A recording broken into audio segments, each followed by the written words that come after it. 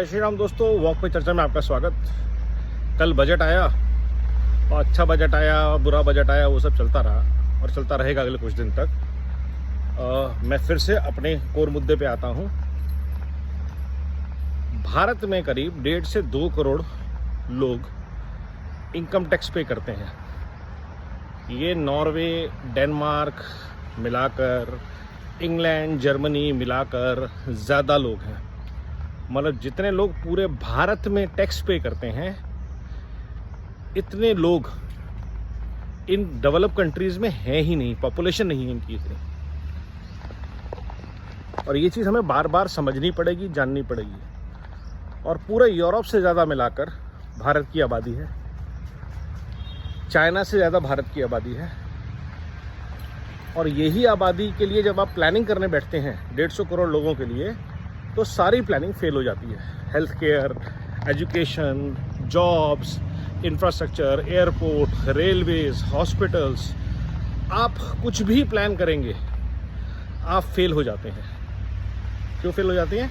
क्योंकि आपकी आबादी का कोई बेंचमार्क ही नहीं है। आप चाइना को बेंचमार्क करना चाहते हैं, लेकिन चाइना एक डिक्टेटरशिप है। वहाँ पे अगर सरकार चाहती है कि 10, 20, 50 हज़ार एकड़ जगह खाली करानी है तो एक दिन में करा लेती है। आपको Ahmedabad Mumbai express train expressway बनाना था, आपको सालों लग गया, आप ज़मीन नहीं खाली करवा पाए।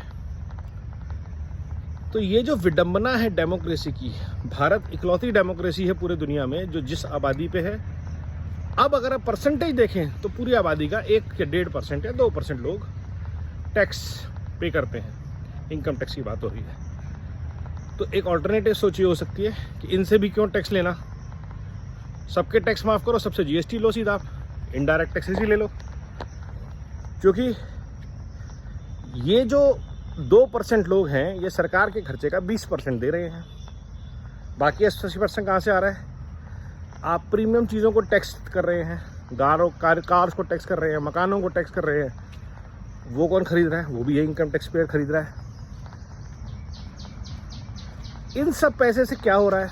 इन सब पैसे से मुफ्त की सुविधाएं देश में बढ़ाई जा रही हैं, जो कि पूरी नहीं पड़ रही हैं। अगर पूरी पड़ रही होती तो प्राइवेट यूनिवर्सिटीज़ में, प्राइवेट हॉस्पिटल्स में आपाधापी नहीं होती, इंफ्रास्ट्रक्चर पे जोर नहीं होता। घूम फिर के एक ही समस्या है जिसके ऊपर कोई बात नहीं करना चाहता है, वो है हमारी आबादी, जनसंख्या। और भारत की सबसे बड़ी रिक्वायरमेंट आज की डेट में है जनसंख्या नियंत्रण कानून, ताकि हम अगले 20, 25, 50 साल के लिए अपने लिए कुछ बेहतर प्लान कर सकें। अगर ये नहीं कर पाते हम, तो ये भारत की बहुत बड़ी विडंबना होगी, भारत की इकोनॉमी के लिए बहुत बड़ी क्षति होगी। तो मेरा सारे पॉलिसी मेकर से, नरेंद्र मोदी जी से, निर्मला सीतारमण जी से, ministry of child and women development से, मिनिस्ट्री ऑफ हेल्थ केयर से, मिनिस्ट्री ऑफ एजुकेशन से, please implement population control law and communicate benefits of it to each segment of the society. It is not against any community, it is not against any religion, it is for Bharat. हम बहुत देशों से लाखों गुना अच्छे हैं, हमारे पास अच्छा climate है, अच्छी नेचुरल कंडीशंस हैं, लेकिन हमारी आबादी जो है वो सारे बेनिफिट्स को ख़त्म कर देती है।